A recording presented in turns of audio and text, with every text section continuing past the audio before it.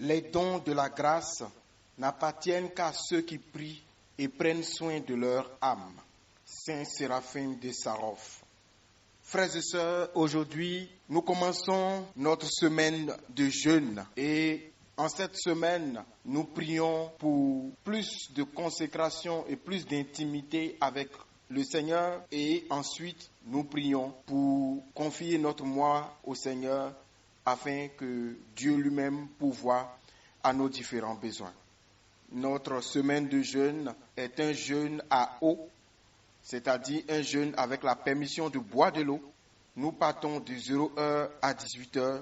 Après 18h, vous pouvez interrompre votre jeûne et puis manger normalement jusqu'à ce que à 0h, vous reprenez encore. Aujourd'hui, à côté de cela, nous allons lire et méditer dans notre parcours biblique au café prophétique. Nous allons méditer 2 Corinthiens chapitre 8. Que Dieu vous bénisse.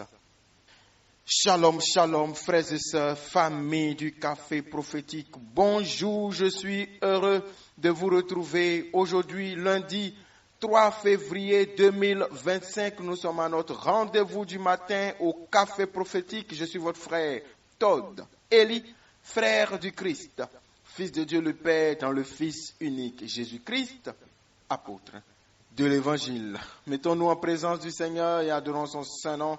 Au nom du Père et du Fils et du Saint-Esprit. Amen. Avez-vous déjà entendu parler du mystère des mouches? Oui. Commençons notre semaine de jeûne et de prière par un temps de réparation et de repentance. Parlons du mystère des mouches et traitons-le dans la prière. Café prophétique, la prière d'aujourd'hui, nous commençons.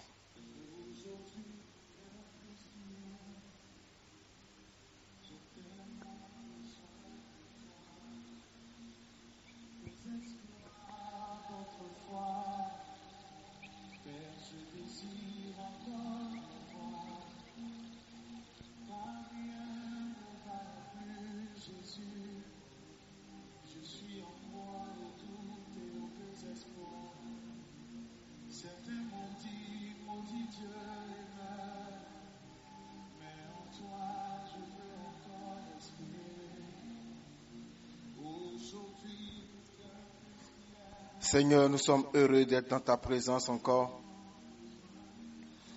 Nous avons besoin de toi, car sans toi, Seigneur, nous ne sommes rien, nous ne pouvons rien.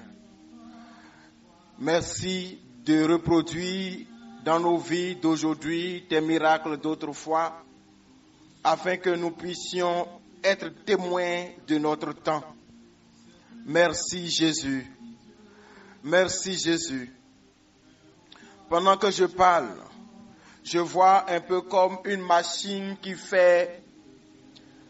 broie de la chair, comme une forme de pâté de viande, qui fait les viandes hachées. Jésus dit à Pierre, Satan t'a réclamé pour te cribler comme du froment, mais j'ai prié pour toi. Quand tu seras revenu, affermis tes frères.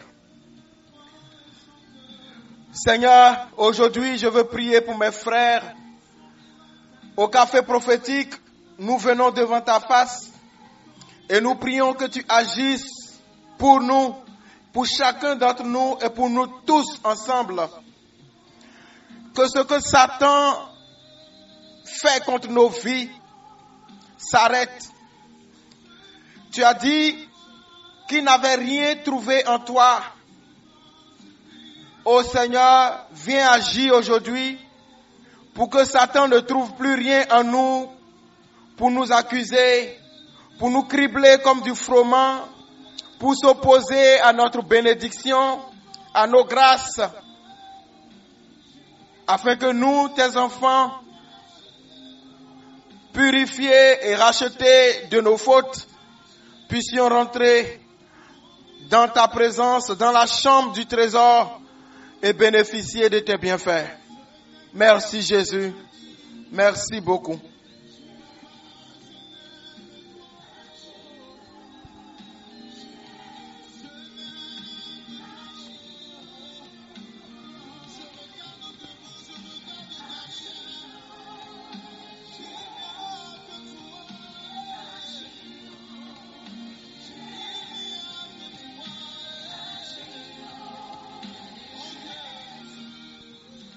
Ce matin, nous voulons prendre soin de notre âme par la prière, comme le dit Saint Séraphin de Sarov. Que le Seigneur vous bénisse. Frères et sœurs, ce que je veux partager avec vous m'a été inspiré par le test du lundi passé ou bien le test du mardi passé, le test proposé par l'Église où Jésus parlait de Belzébuth, le prince des mouches. Alors je veux vous parler aujourd'hui de ce que j'appelle le mystère des mouches. Mais commençons. Dans le livre de Zacharie, en son chapitre 3, le verset 1er, 2 et 3, nous lisons ceci. Le Seigneur me fit voir Josué, le souverain sacrificateur, debout devant l'ange de l'Éternel, et Satan, l'accusateur, qui se tenait à sa droite pour l'accuser. L'ange dit à l'accusateur, que l'Éternel te réprime, Satan, que l'Éternel te réprime, lui qui a choisi Jérusalem. N'est-ce pas là un morceau de bois arraché au feu? Or, Josué était couvert de vêtements sales et il se tenait devant l'ange. Alors, frères et sœurs, observez que, comme dans une vision, Zacharie voit qu'on lui montre le grand sacrificateur, le sacrificateur Josué, debout, avec des vêtements sales.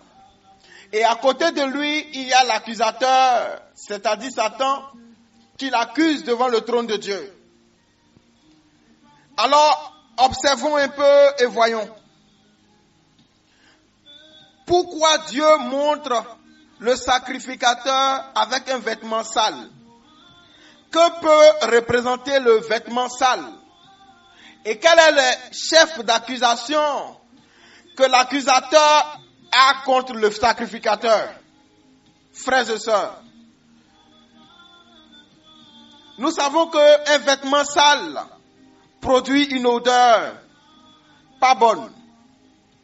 Mais un vêtement propre, bien entretenu, produit quand même une bonne senteur. Lorsque nous lisons 2 Corinthiens,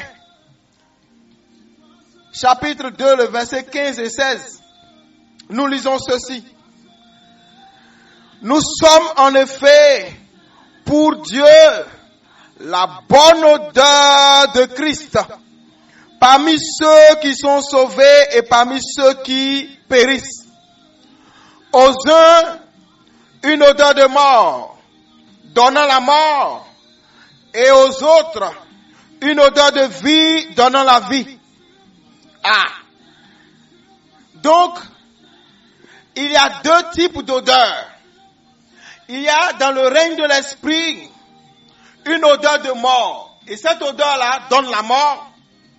Et il y a une odeur de vie qui donne aussi la vie.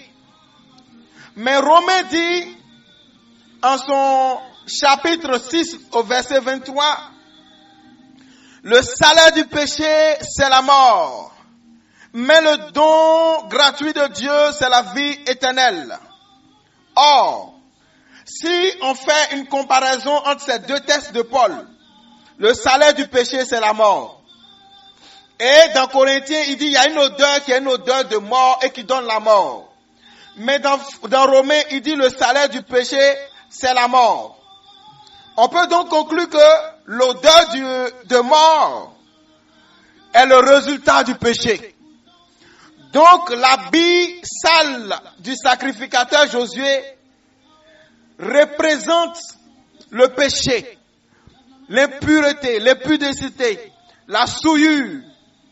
Et puisque le sacrificateur revenait d'exil, où ils ont été confrontés aux faux dieux, aux mauvaises pratiques d'idolâtrie et tout ce qui est péché, Frères et sœurs, nous comprenons alors que lorsque nous voyons quelqu'un en tenue sale, ça peut vouloir dire qu'il y a un chef d'accusation contre la personne. Lorsque tu vois quelqu'un en songe, en vision, dans des tenues sales, dans des tenues qui peuvent dégager de mauvaises odeurs, cela voudra dire, et cela peut dire, qu'il y a un chef d'accusation contre la personne.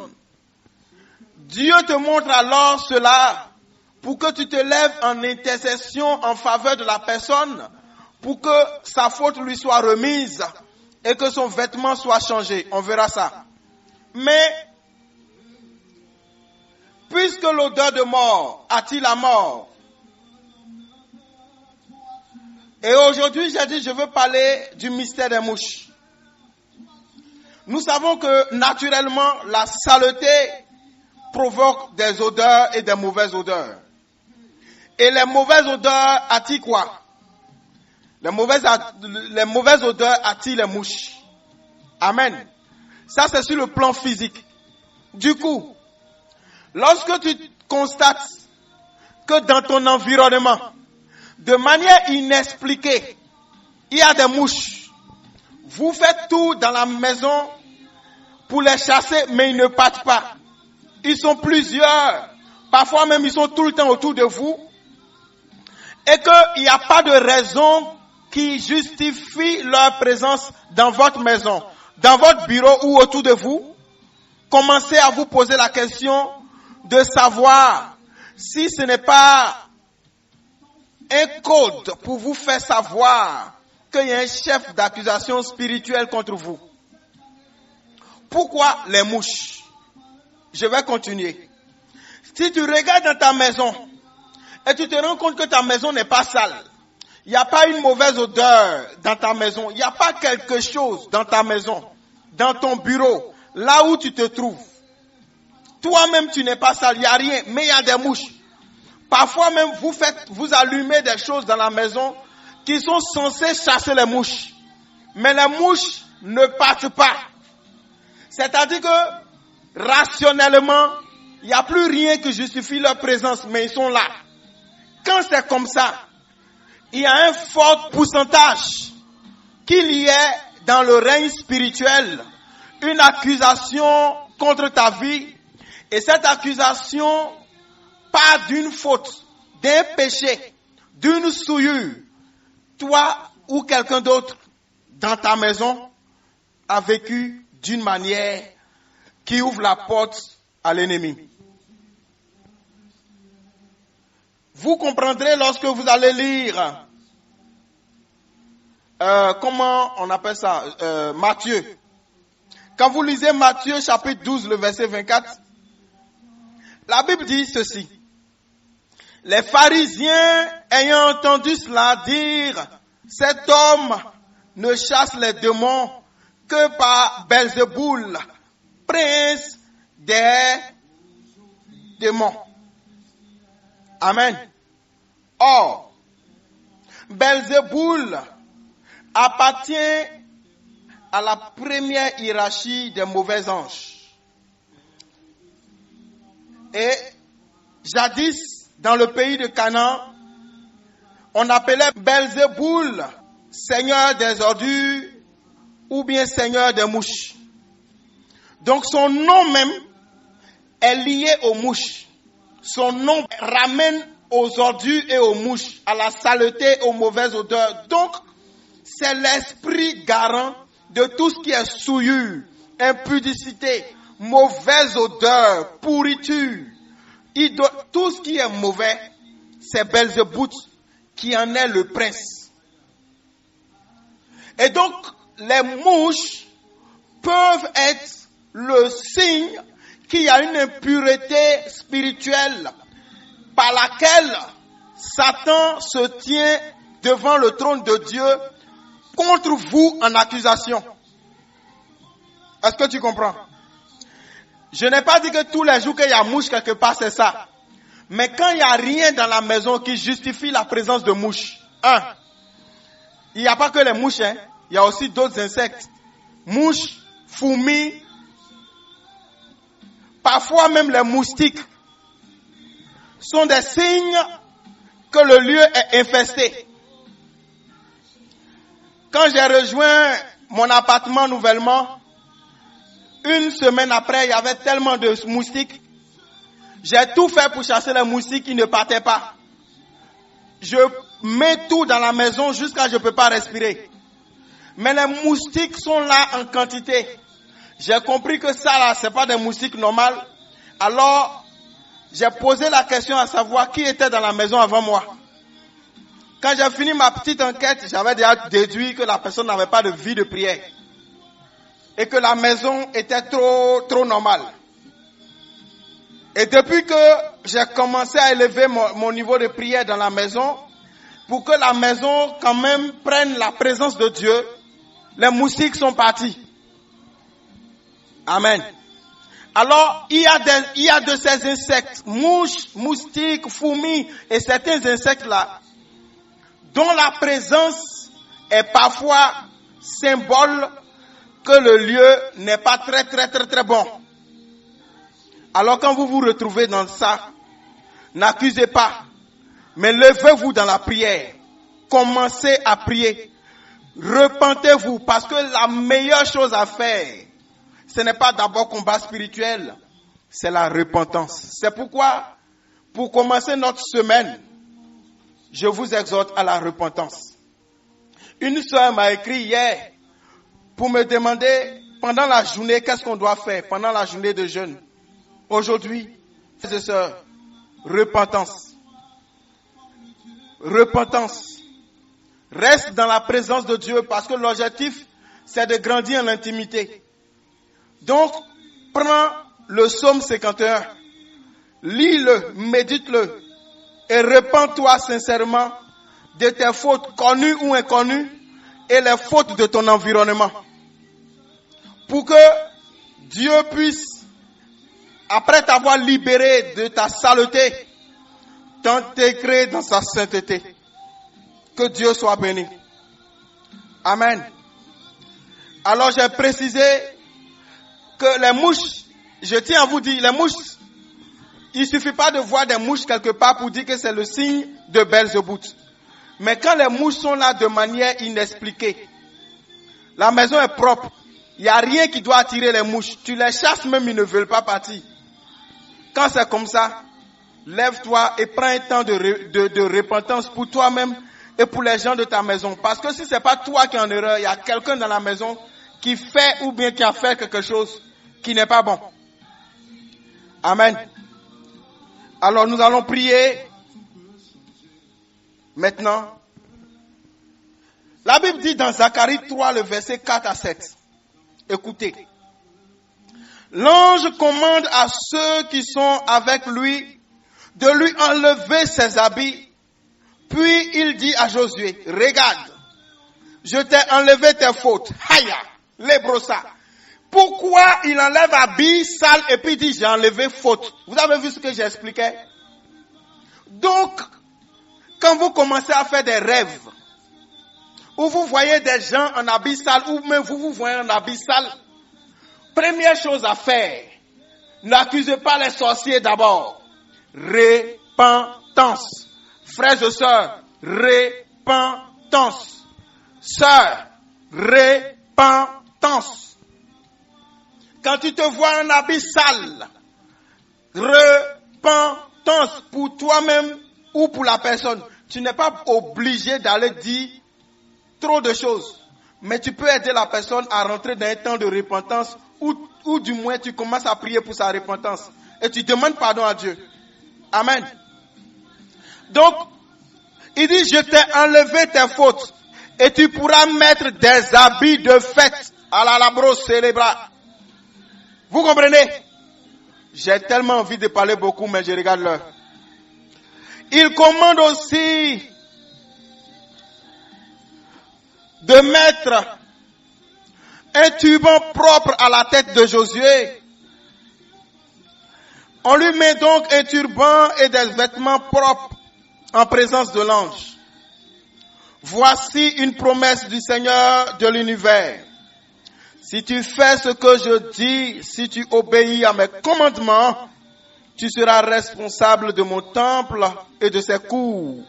Je te placerai parmi ceux qui sont ici à mon service. Alors, frères et sœurs, vous savez, lorsque vous faites repentance et que Dieu vous pardonne, lorsque le péché est enlevé, qu'est-ce qui reste? La sainteté. La sainteté devant Dieu vous qualifie à rentrer dans la présence de Dieu. Il a dit, si tu fais bien, après t'avoir enlevé tes fautes là, si tu fais bien, qu'est-ce que je vais te faire?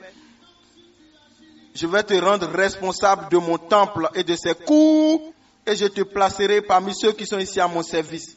Si tu veux être intime à Dieu, si tu veux grandir en intimité, repens-toi de tes fautes et entre dans une vie de sainteté. Alors prie avec moi. Seigneur Jésus, merci pour ce premier jour de jeûne que tu nous fais commencer. Nous croyons que ta grâce est avec nous pour nous faire réussir, non par notre mérite, mais par ta grâce. Alléluia. Seigneur, je viens devant toi avec mes vêtements sales et je te demande pardon, car l'accusateur, Satan, m'accuse devant ton trône à cause de mes fautes. Réprime-le, Seigneur. Réprime-le et sauve-moi. Enlève mes fautes, Seigneur.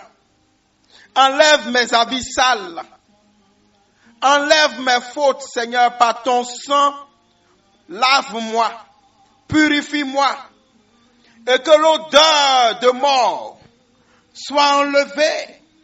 Et que je puisse avoir l'odeur de la vie.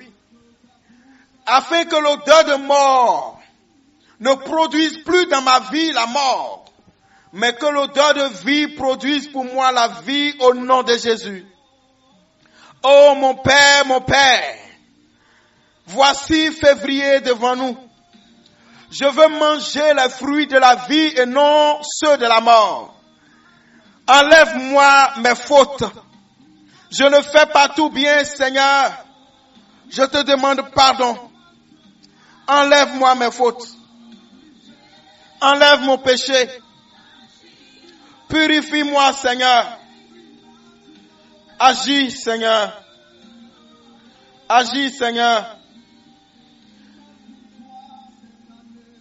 Seigneur, fais-moi grâce. Ce mois, je veux voir ta grâce. Et ne laisse pas Satan, l'accusateur, me priver de tes bénédictions à cause de mes vêtements sales. Je viens devant toi, Seigneur. Retire mes vêtements sales. Retire mes vêtements sales. Au nom de Jésus. Je me plonge dans le lac de sang de l'agneau. Je me baigne dans son sang.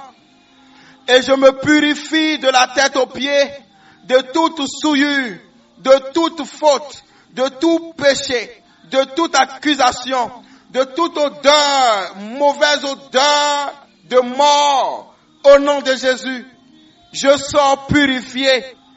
Au nom de Jésus, car je sais que mon Père me pardonne, il me récupère et me repositionne dans son amitié. Merci Jésus. Amen. Seigneur, je me recommande à toi. Agis Jésus. Merci Seigneur. Amen. Alors vous allez continuer cette journée dans la repentance. Je vous propose de faire le psaume 51, de le lire et de le prier sérieusement pour vous-même et pour votre maison. Et continuez de vous appuyer sur Zacharie 3, versets 4 à 7 et demandez au Seigneur de vous enlever l'habit sale et de vous mettre un vêtement de fête au nom de Jésus-Christ. Voici l'exercice de la journée. Vous pouvez le faire chez vous. Vous pouvez le faire à l'église, devant l'autel du Seigneur, devant le Saint-Sacrement. Choisissez, libre à vous selon votre disponibilité. Que Dieu vous bénisse. Bonne journée de jeûne. Que le Seigneur vous fortifie. À cause de l'heure, je m'arrête là. Que Dieu vous bénisse. Rendez-vous ce soir avec la grâce de Dieu. Je suis votre frère Todd Eli, heureux d'être le canal par lequel Dieu vous parle, heureux d'être le canal par lequel Dieu vous bénit. Au nom du Père et du Fils et du Saint-Esprit. Amen.